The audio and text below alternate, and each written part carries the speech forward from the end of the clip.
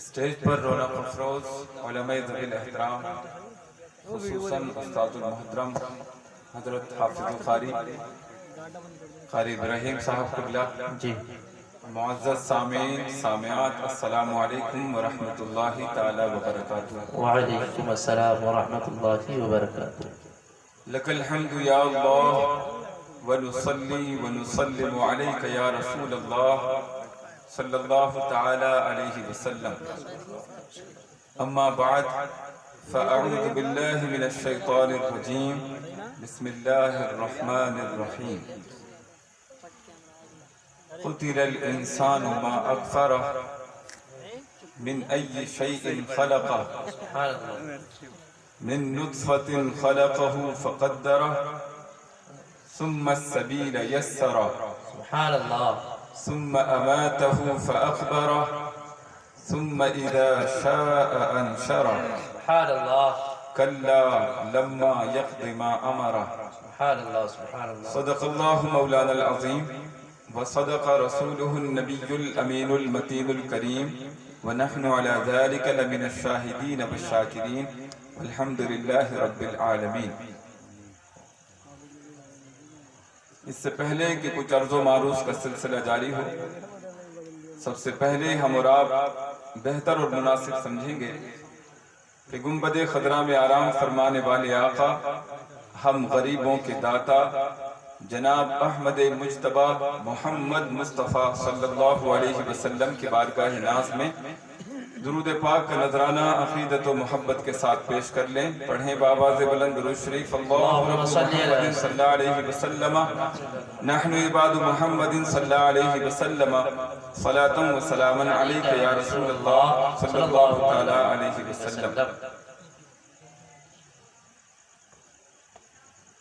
Sound والوں سے گزارش ہے کہ مائک کی آواز ہو پورے جلسے میں اتنی رکھیں کہ جتنا لوگ برداشت کر سکیں۔ جی ایسا نہ ہو کہ آواز بڑھانے کو جب کہا جائے تو آپ یہ کہیں کہ وہ بڑھانے کے لیے کہہ رہے ہیں تو اس وجہ سے ہمیں بڑھانی ہے۔ ایک کا خیال رکھنے کی وجہ سے سب کو پریشان مت کریے گا۔ بیان سننے کا مقصد یہ ہے کہ لوگ دل سے سنیں، کچھ محسوس کریں۔ ایسا نہ ہو کہ وہ سامنے والا دل سے بھی پڑھ رہا ہے، دل سے بیان کر رہا ہے، لیکن آواز اس قدر تیز ہے کانوں پہ کہ اسے برداشت کرنا مشکل ہو رہا ہے۔ جی جی حضرت، تو نہ تو نعت کا کوئی فائدہ ہوگا اور نہ ہی کوئی بیان کا کوئی فائدہ ہوگا۔ اس لیے مائک کی آواز آپ اپنے حساب سے رکھیے، اتنا کہ لوگ اسے برداشت کر سکیں، کانوں پہ بوجھ محسوس نہ ہو۔ بیان سے قبل آپ دو تین شعر نعت شریف کے ملاحظہ کر لیں۔ ویسے میں نعت شریف پڑھتا نہیں ہوں، لیکن میں دل سے اس بات کو کہتا ہوں تو اس وجہ سے میں آپ کے سامنے عرض کر رہا ہوں۔ درود پاک پڑھیں، صلی اللہ علیہ وسلم صلی اللہ تعالی علیہ وسلم صلو علیہ الصلاۃ والسلام علیک یا رسول اللہ صلی اللہ تعالی علیہ وسلم۔ بے خود کیے دیتے ہیں، بے خود کیے دیتے ہیں، بے خود کیے دیتے ہیں، انداز حجاباں بے خود کیے دیتے ہیں، انداز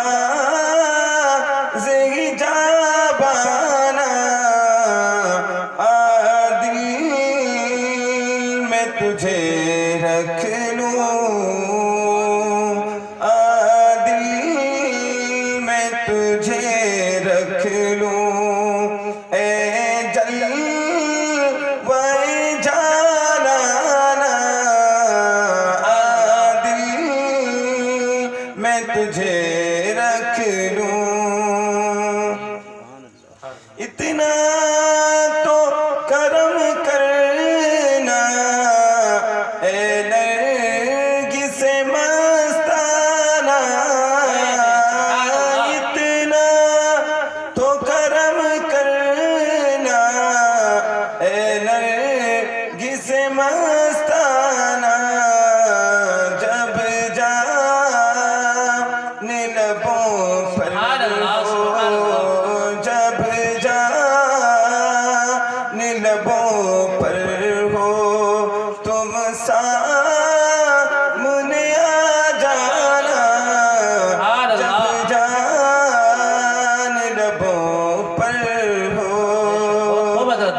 सामने आ जाना, बे खुद किए देते हैं अंदाज़े हिजाबाना, आ दिल में तुझे रख लूं। سبحان اللہ सल्लल्लाहु अलैहि صلی اللہ علیہ وسلم वसल्लम सल्लु अलैहि सलातु व सलामन अलैका या रसूलल्लाह सल्लल्लाहु तआला अलैहि वसल्लम।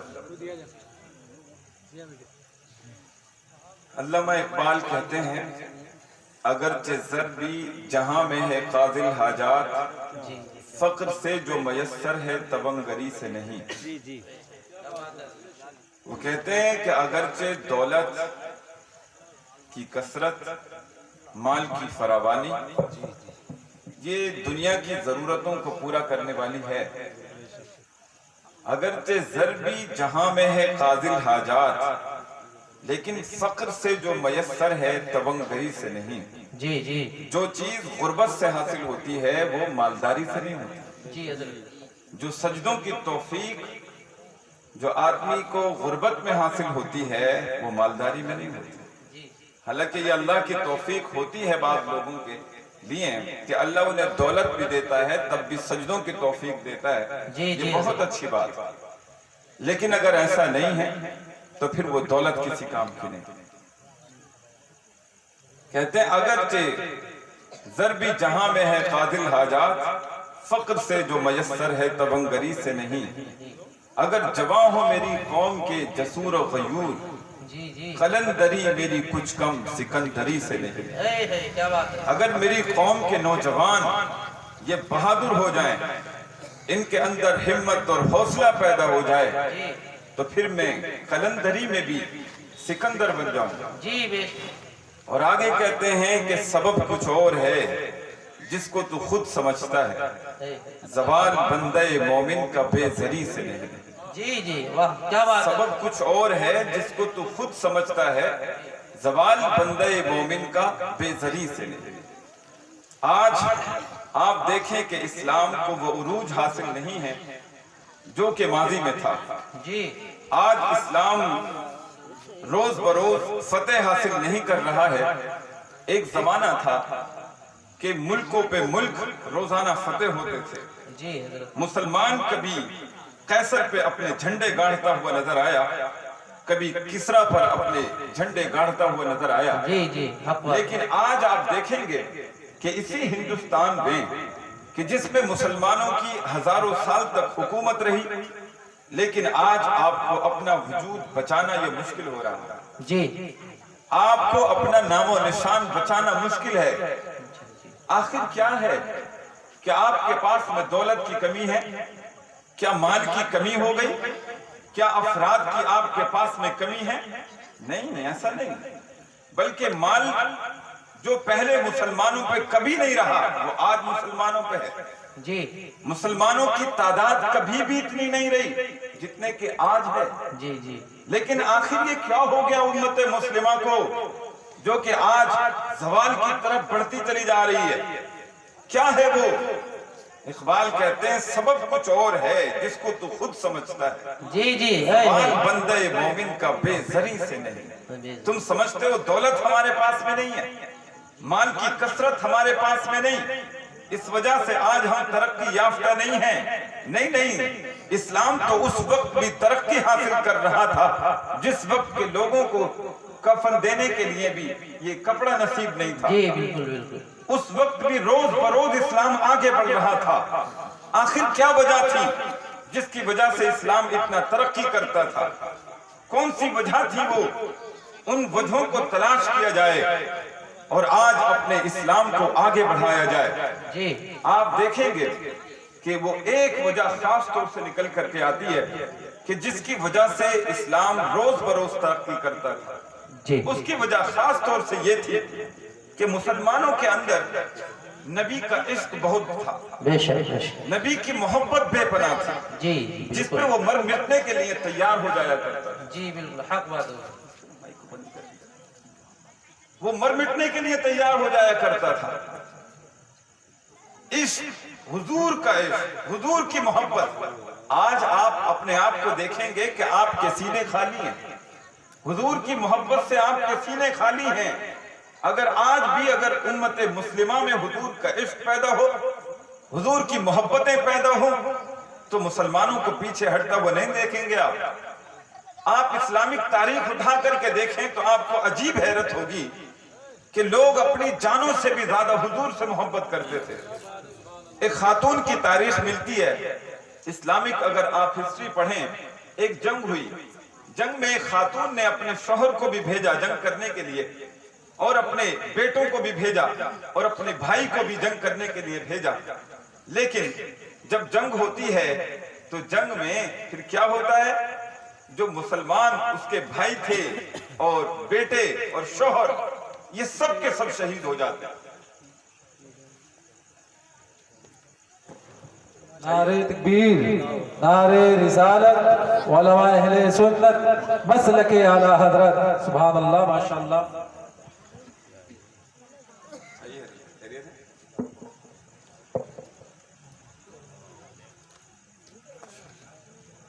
तो इश्क नबी ये इतनी बड़ी दौलत है कि जब तक ये हमारे दिलों में महफूज थी तब तक मुसलमान आगे बढ़ते थे, लेकिन आज आप अपने सीनों को इससे खाली पाएंगे। एक खातून है कि जिसका शौहर जंग में गया, जिसके भाई जंग में गए और जिसके बेटे जंग में गए, लेकिन जब जंग होती है कुफ्फार सामने आते हैं, मुसलमानों से मुकाबला होता है, तो फिर ऐसा होता है कि उसका बेटा भी शहीद हो जाता है और शौहर भी शहीद हो जाता है और भाई भी शहीद हो जाता है।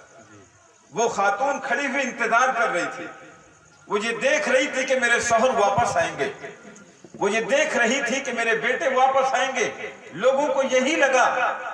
लेकिन जब जंग की खबर मिली तो उसको बताया गया कि खातून आपके शौहर भी शहीद हो गए हैं और आपके बेटे भी शहीद हो चुके हैं, आपके भाई भी शहीद हो चुके हैं।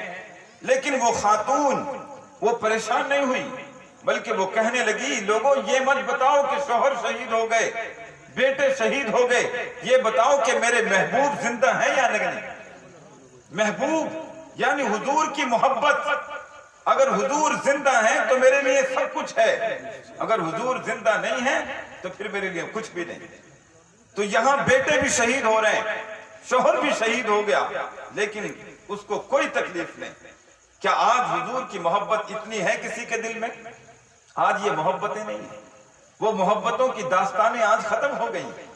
आज तो आपको सदाएं दी जाती हैं, अज़ानें आपको पुकारती हैं, लेकिन उसके बावजूद हम टस से मस नहीं होते, कोई मसला नहीं। आज आप सिर्फ चौराहों पे बैठ करके बातें कर लेते हैं, चौराहों पे बैठ करके आप तबसरे कर लेते हैं कि आज मुसलमान पीछे चला गया, मुसलमान आज बहुत पस्ती में चला गया। भाई क्यों चला गया मुसलमान पस्ती में? कौन सी वजह है वो? क्यों नहीं तलाश करते? बैठकों पे बैठ करके आप अपनी कौम की ये दर्दनाकी बयान करते हैं, इससे कुछ होने वाला नहीं है, कुछ होने वाला नहीं है। हमारे दरमियान मर्ज फैल चुका है, हमारे जिस्मों में एक मर्ज है जो बहुत बड़ा मर्ज है, इसका इलाज होना चाहिए। इसका इलाज कैसे होगा? आप मरीज हैं ना, आप मरीज हैं, नमाज छोड़ने के मरीज हैं, आप चुगली करने के मरीज हैं, आप अय्याशियों में पड़ने के मरीज हैं। हमारे यहाँ डीजे का इस्तेमाल बड़ी कसरत से होता है, अगर यही डीजा बजते हुए होता तो नौजवान कितने होते, खवातीन भी कितनी होती, बुजुर्ग भी कितने होते। और जिस कौम के बुजुर्ग भी वो खाली देख रहे हों, जिस कौम के माँ बाप भी अपने बच्चों से ये काम करवाते हों और फिर चौराहों पे बैठ करके बातें करते हैं कि इस्लाम तरक्की करेगा, खाक तरक्की करेगा इस्लाम, आपके दिलों में हुजूर की मोहब्बत नाम को नहीं है। आप चौराहों पे खड़े हो करके ये काम करते हैं और फिर गलियारों में ये बातें करते हैं कि इस्लाम तरक्की करेगा। आपके आमाल नहीं है, आपके कारनामे वो नहीं है, बल्कि आपको अपने हालात को तब्दील करना होगा। आप मरीज हैं, जब मरीज होता है तो फिर उसके लिए कोई टैबलेट तो लेनी होगी, कोई टैबलेट तो इस्तेमाल करनी होगी ना, कोई नुस्खा तो इस्तेमाल करना होगा। आप मरीज हैं और कुरान हकीम है, यासीन वल कुरानिल हकीम।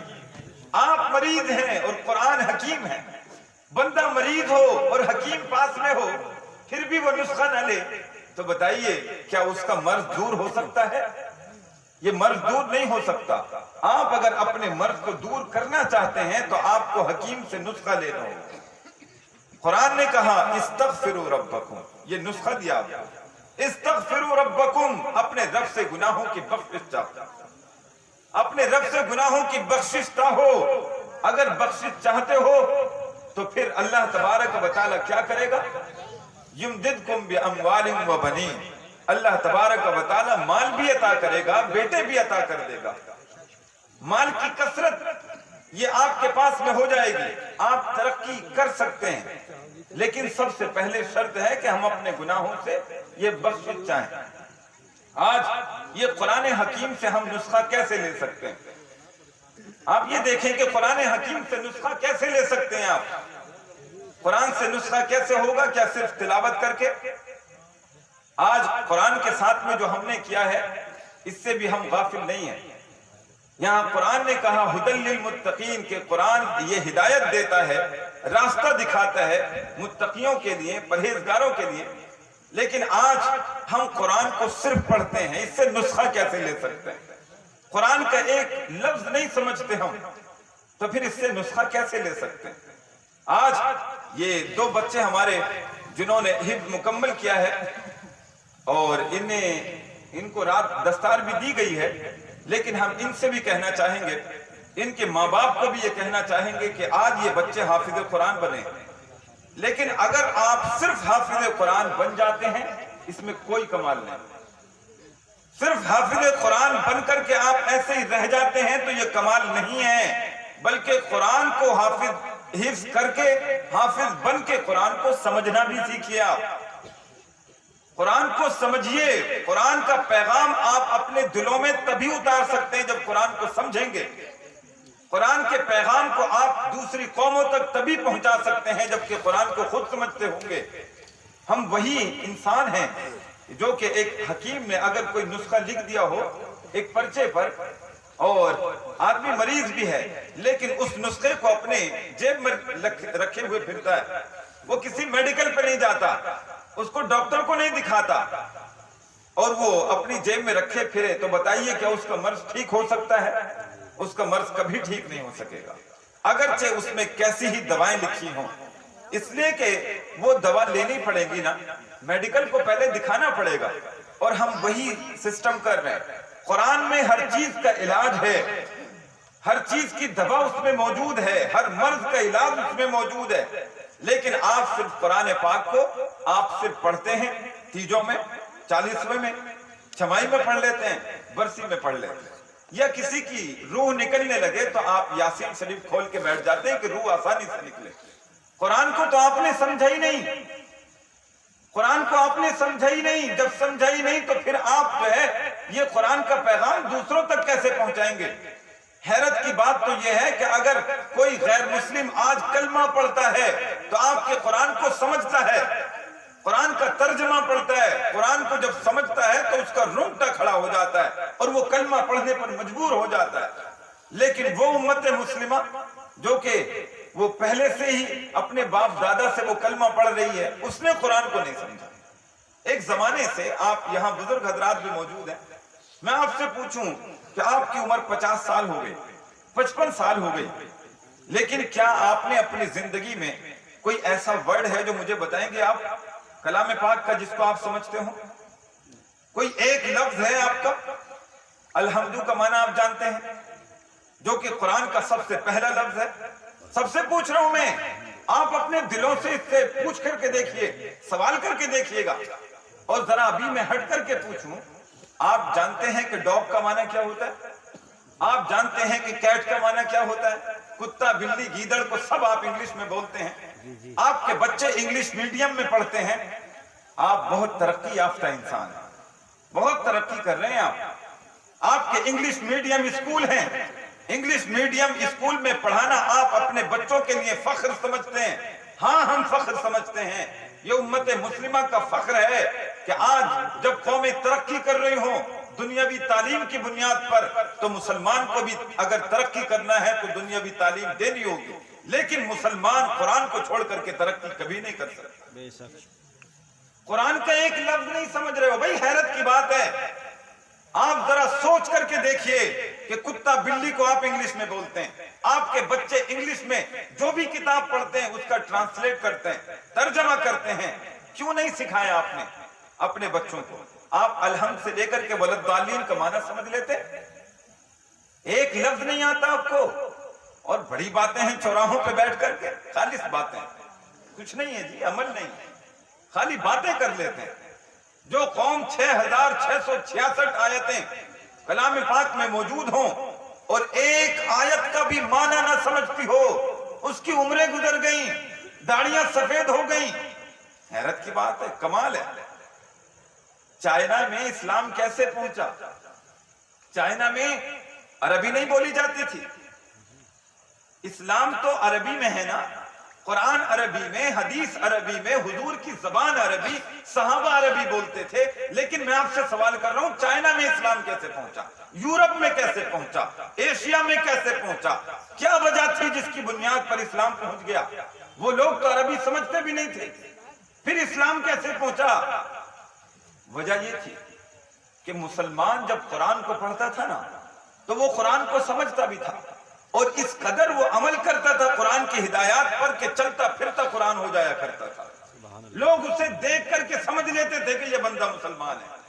आज हमने क्या किया कि कुरान को जुज़दानों में लपेट करके ऊपर रख दिया। वो तो भला हो कि कुरान खानियां हो जाती है, लोगों को पढ़ना नसीब हो जाता है, वरना कुरान खानी ना हो तो कभी पूरा साल भी ना पढ़े, ऐसे हालात हैं। तो लोग कुरान को पढ़ते और कुरान को वो समझ करके सरापा कुरान हो जाया करते। तिजारत करने की गरज से वो एक सहाबी रसूल गए थे चाइना में, तिजारत की गरज से। लेकिन जब वो तिजारत करते या कोई भी पेशा इख्तियार करते, तो अगर एक हाथ में उनका तिजारत का माल है तो दूसरे हाथ में कुरान भी हुआ करता, इस्लाम की तबलीग करते। जब वो वहां पहुंचे तो एक बंदे ने, जो वहां का बादशाह था, बादशाह ने उनको पकड़ लिया, गिरफ्तार कर लिया। कि जाहिर है कि जब भी वो तिजारत करते तो लोग उनसे मुतासिर होते, उनकी बातों को कबूल कर लेते और इस्लाम कबूल कर रहे थे। बादशाह ने उनको गिरफ्तार कर लिया कि तुम अपने मजहब की तबलीग करने के लिए यहाँ आए हो। जब उनको कैद में डाला, 3 साल तक कैद में रहा बंदा। कितने? 3 साल तक कैद में रहा। अब 3 साल जब हुए, 3 साल के बाद में एक नया बादशाह बदला। जब नया बादशाह आया तो उसने अपने तख्त नशीनी की खुशी में तमाम कैदियों को आजाद कर दिया। 3 साल में जो कैदी थे वो सबको आजाद कर दिया।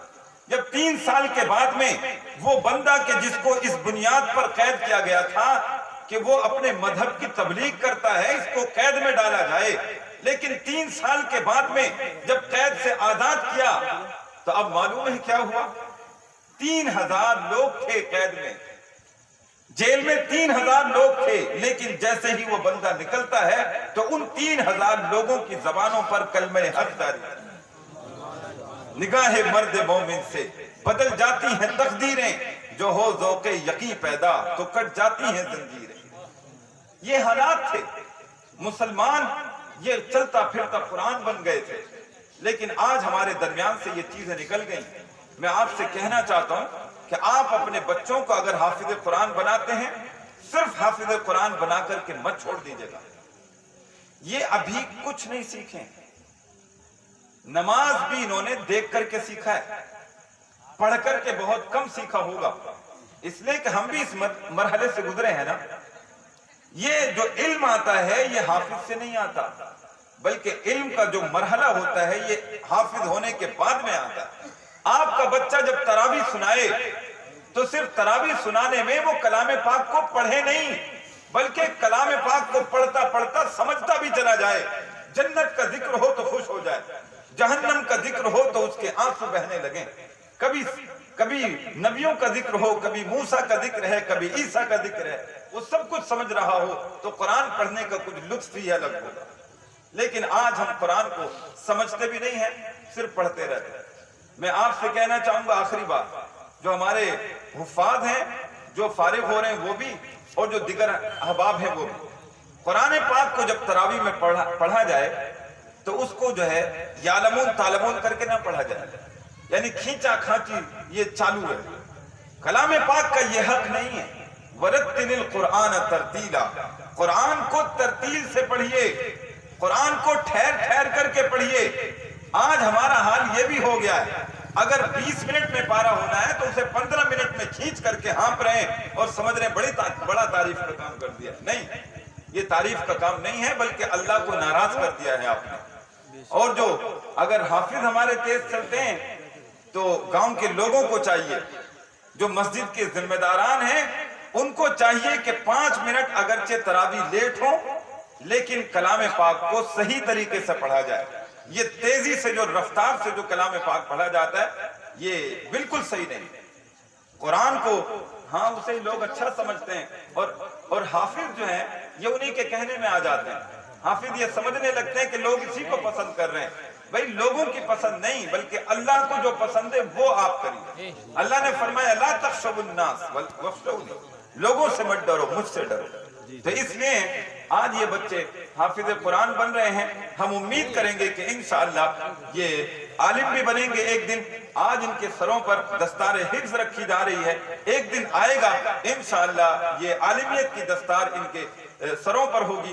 لائق مبارکباد ہیں یہ بچے بھی اور ان کے ماں باپ بھی، جو کہ انہوں نے ایسے دور میں کہ جبکہ لوگ آج پیسے کے پیچھے پڑے ہوئے ہیں لیکن ایسے دور میں بھی دین کی خدمت کرنے کے لیے انہوں نے اپنے بچوں کو مدرسے میں رکھا ہوا ہے۔ لیکن ہم یہ خاص طور سے تاکید کریں گے کہ اپنے بچوں کو صرف حافظ یا قاری بنا کر کے نہ رکھیں بلکہ آپ عالم بنائیں، وقت کی ضرورت ہے۔ قرآن کو آج انہوں نے یاد کیا ہے بغیر دیکھے، ایک دن ہم اس دن کا انتظار کر رہے ہیں کہ یہ قرآن کو سمجھے بھی۔ آج یہ تراویح سنائیں گے تو صرف ایسے ہی بغیر کچھ سمجھے، ایک دن ایسا آئے کہ پڑھتے بھی جائیں، سمجھتے بھی جائیں۔ السلام علیکم ورحمۃ اللہ تعالیٰ وبرکاتہ۔